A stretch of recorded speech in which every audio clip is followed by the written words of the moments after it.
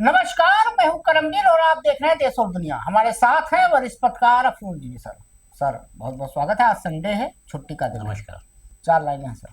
कि अपनी सीरत संभाल कर रखना, अपनी सीरत संभाल कर रखना, गुजरता वक्त संभाल कर रखना, दिल के जज्बात मैंने लिखे हैं, मेरा हर खत संभाल कर रखना। वाह वाह वाह, मेरा खत हर संभाल कर रखना। अब सर, अमित शाह जी ने कभी एक बयान दिया था जी। कि अब बिहार में चुनाव आ रहा है हम्म, कि 3 परिवारों की राजनीति ध्वस्त होनी चाहिए। हम्म, पहला गांधी परिवार, मतलब राहुल गांधी परिवार। दूसरा अब्दुल्ला मुफ्ती का परिवार, महबूबा मुफ्ती जिसकी अब वो है। और तीसरा फारूक अब्दुल्ला। लेकिन अमित शाह ये बताना भूल जाते हैं कि उनका लड़का जैसा, जो हिंदी नहीं बोल पाता, कायदे से अंग्रेजी नहीं बोल पाता, क्रिकेट का शायद सी भी नहीं जानता होगा, वो बीसीसीआई से लेकर आईसीसीआई तक का चेयरपर्सन है, उनके यहाँ परिवारवाद है। शिवराज सिंह, निशिकांत दुबे, ऐसे दर्जनों नाम है। राजनाथ सिंह, अनुराग ठाकुर, टंडन जी रहे। हाँ, लालजी टंडन हमारे लखनऊ के। बाप बेटे दोनों हाँ, भाई। ये इतने हैं। सुषमा स्वराज जी, सुषमा स्वराज जी का हमको सर नाम इसलिए याद आया अभी, उनकी और उनकी आप लड़की खाली बासुरी देखिए, स्वराज जी हैं। इनको भी देखिए कि ये जोशी जी के दामाद। हाँ, खाली आडवाणी जी को अगर और अटल जी को छोड़ दीजिए, हम्म, ये 2 परिवार ऐसा है हम्म, जिसके परिवार से कोई राजनीति में नहीं है। सुषमा स्वराज जी का सर इसलिए हमने जिक्र किया कि बीते दिनों भी तालिबान के वो आए थे विदेश मंत्री, प्रेस कॉन्फ्रेंस वाली मामला था। मुत्तकी जी। हाँ, तो उसमें महिलाएं नहीं गई थी। मैंने एक इमेजिन किया सर, आपने तो बहुत लंबे वक्त तक भाजपा को कवर किया है, सुषमा स्वराज जी को भी आपने जरूर कवर किया होगा। सुषमा स्वराज जी विदेश मंत्री हुआ करती थी, तब ये जयशंकर जो है, तब उनका विदेश सचिव हुआ करता था। ये वर्ड मैं यूज कर रहा हूँ जानबूझ के, इसलिए कर रहा हूँ क्योंकि हमारी विदेश नीति को इसने सत्यानाश कर दिया है। अगर सुषमा स्वराज जी स्वर्गीय आज विदेश मंत्री होती और ऐसी प्रेस कॉन्फ्रेंस होती एज ए महिला वो, तो कैसा करारा जवाब देती। उनका एक लोकसभा में मुझे बहुत कायदे से याद है, उनका एक वक्तव्य है कि तू कारवा कैसे लूटा, हाँ, तू यहाँ वहां की ना बात कर। मनमोहन सिंह सर ने कहा था तो इधर उधर की ना ना बात बात कर। कर, ये बता कि कारवां क्यों लूटा। क्या कहेंगे सर? देखिए ऐसा है 3 परिवार। हाँ, ये परिवारवाद और उसकी बात जो है वो बहरहाल लोग मौके का फ़ायदा उठाने के लिए बोलते हैं। सियासत में देखिए, सियासत को तो हर इंसान कहता है बहुत घिनौनी चीज़ है, लेकिन चाहता है कि हम भी पावर में आ जाए। बाप बेटा ये वो, अब वो तीन तीन फैमिली वो कह रहे हैं क्योंकि ये कश्मीर का होने वाला चुनाव तीन तीन परिवार की अब तो बिहार का आ रहा है। राजनीति को ख़त्म कर देगा। आने वाले चुनाव जो है गांधी फैमिली का और अब्दुल्ला फैमिली का, यानी फारूक तो अब्दुल्ला। बिहार में भी और तो वही उससे हो रहा पहले है। उनके बाप थे। चिराग पासवान कौन है सर? हाँ, चिराग पासवान भी वही है। रामविलास पासवान रामविलास स्वर्गीय के पुत्र हैं। पुत्र है, उनके भाई हाँ, भी पासवान है, वो भी वो उन्हीं भी। के साथ रहे। तो हर जगह है, हर जगह है। आप देखिए मायावती ने भी अपने भाई भतीजे को शुरू कर हाँ, दिया। आकाश को किया, अपने भाई को किया, आनंद को किया। तो ये अच्छा, ये भी कोई गलत बात नहीं है। आप दूसरों को कहते हैं इसलिए जो है आप मिसाल दी जा रही है, लेकिन कोई ऐसी बात नहीं। कोई अगर राजनीति करना चाहता है, डॉक्टर का बेटा डॉक्टर बने तो क्या गलत है, जज का बेटा भी जज बने तो ये तो क्या हम लोग को गलत है। पढ़ाया गया है स्कूल इंटर में कि डॉक्टर का लड़का डॉक्टर ही होता है। तो ये थोड़ी है कि सियासत में अब कोई हमारे पिताजी वकील है तो हम भी क्या वकील होने सौगंध की। लेके बैठे हैं कि हम आए हैं राजनीति में, अपने लड़के। गलत ये होता है कि आप औरों को ना आने देके अपने परिवार के लोगों को प्रोजेक्ट करने जैसे दें। अमित शाह ने किया, जैसा को हाँ, अंग्रेजी नहीं बोल पाते, हाँ, आईसीसी के महोदय वो हैं, अध्यक्ष हैं। हाँ। उनका एक वीडियो वायरल है वो। जनता के बीच आपकी कोई लोकप्रियता नहीं कहता, फला साहब के बेटे हाँ, हैं, बस ये नीतीश कुमार के बेटे हैं, इनको बस इनको लड़ाइए, बस, फला के बेटे हैं, इनको उनको लड़ाइए। लड़ाइए। तो ये चीज जो है आप देखिए, बहरहाल वो तो उनका जो स्पीच है अपने नजरिए, अपने पार्टी के नजरिए के मुताबिक है। क्या किसी की सियासत ध्वस्त होगी? जनता बेहाल है वहां पर। अब सर, आप भी जो जुडिशरी से संबंधित हैं, उत्तराखंड कैडर के भारतीय वन सेवा के अधिकारी एक संजीव चतुर्वेदी का मामला है। ये एक रिकॉर्ड है भारत के इतिहास में। ये 11 साल में हुआ है, न्यू नॉर्मल इंडिया में, लेकिन उनका नए मामला भारत क्या में। है? 16 जजों ने, उत्तराखंड हाई कोर्ट के जस्टिस आलोक वर्मा थे, उन्होंने भी अपने आप को इस मामले से अलग कर लिया। 16वें जज है। एक भारत के इतिहास में पहली बार है रिकॉर्ड। जुडिशरी के लोग सोचे समझे इसको जरा। 15 जज पहले ही अलग हो चुके थे। मामला दरअसल एक अवमानना याचिका से जुड़ा है, जिसे संजीव चतुर्वेदी ने केंद्रीय प्रशासनिक न्यायाधिकरण के सदस्यों और रजिस्ट्री के खिलाफ दायर किया है। उनका आरोप है कि उन्होंने एक स्टे ऑर्डर की जानबूझकर अवहेलना की है। वकील गोयल के मुताबिक देश के न्यायिक इतिहास में ऐसी पहली बार हुआ है, सब पहली बार हुआ है कि किसी एक व्यक्ति के मामले से 16 जज लगातार हट चुके हैं, जो अपने आप में एक रिकॉर्ड है। और हम कहते हैं कि हम वो हमारे डीवाई चंद्रचूड़ थे, सीजीआई, भगवान से पूछ के फैसला देते थे। उन्होंने आंख की वो न्याय की देवी की आंख से पट्टी हटा दी थी।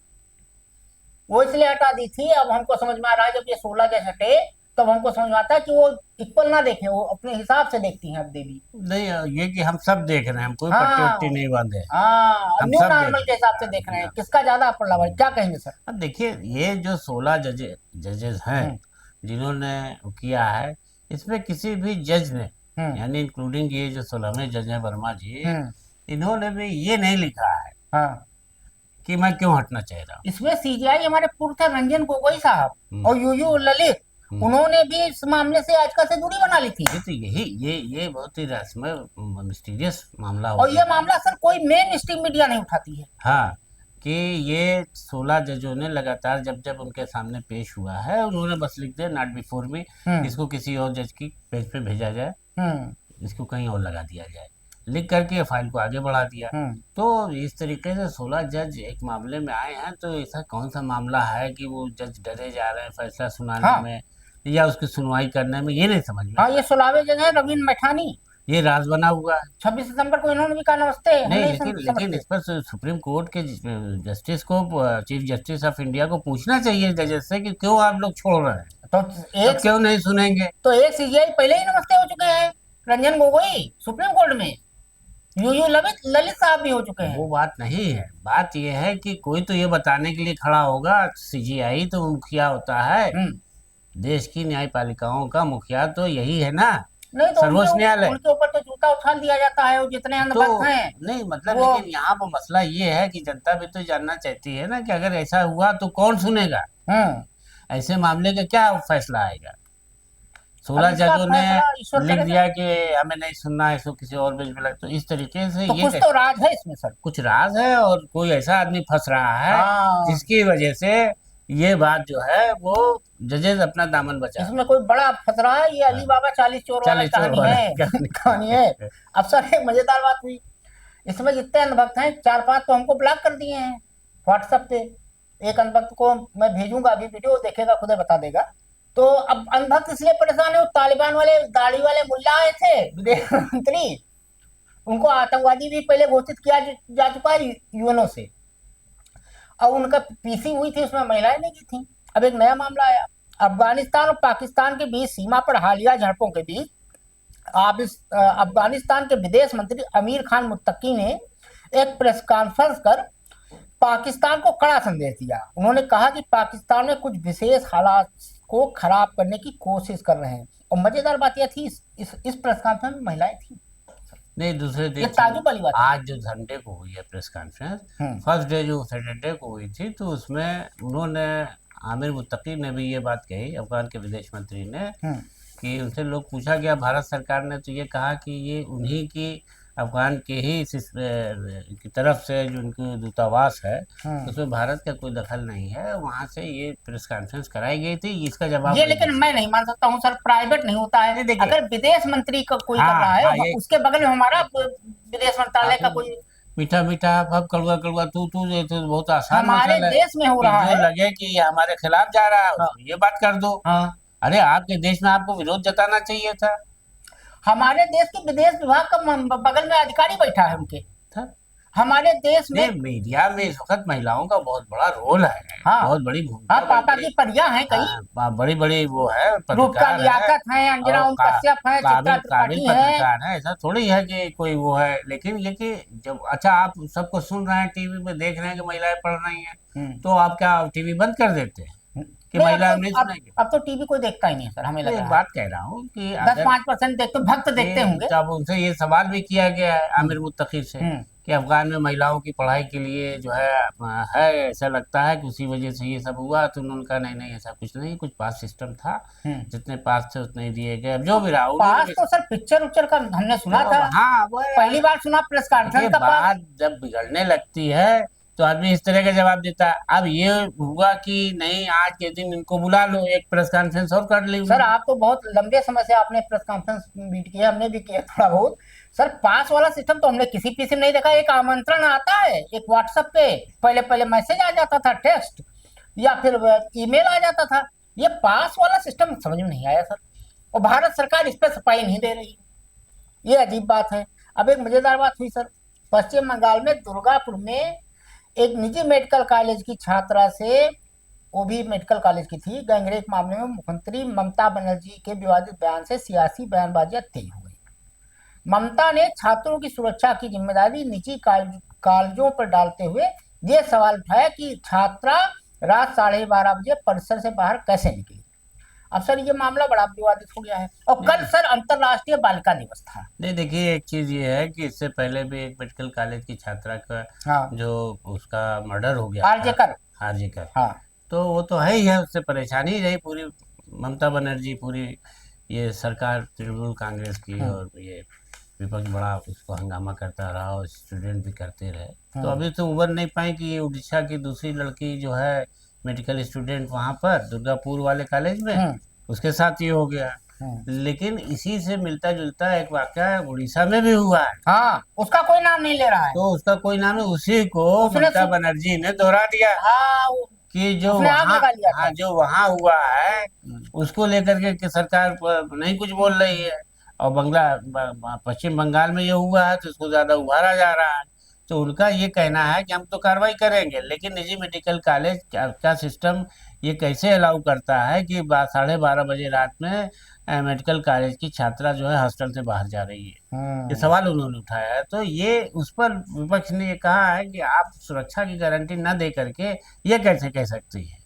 अब सर जो ये अफगान के विदेश मंत्री आए थे, एक मजेदार बात हुई जो मैंने रिसर्च किया, हमारे परिचित हैं, उनसे बात हुई कि सर, हमने उनसे पूछा, मेरी बात हुई उनसे सुबह, हमने पूछा कि सर ये मुफ्ती साहब आए थे जो अफगानिस्तान के विदेश मंत्री, तो कहाँ कहाँ गए, ऐसा क्यों हुआ कि लेडीज को नहीं बुलाया गया। तो उन्होंने बताया कि उसके बाद विवेकानंद फाउंडेशन एक है जिसके मालिक हैं अजीत डोभाल साहब, पूर्व चीफ, जो अफगानिस्तान का, जो लोग ना जानते हो या कम पढ़े लिखे हो, अनभक्त जो हो, उनके लिए मैं बता रहा हूँ।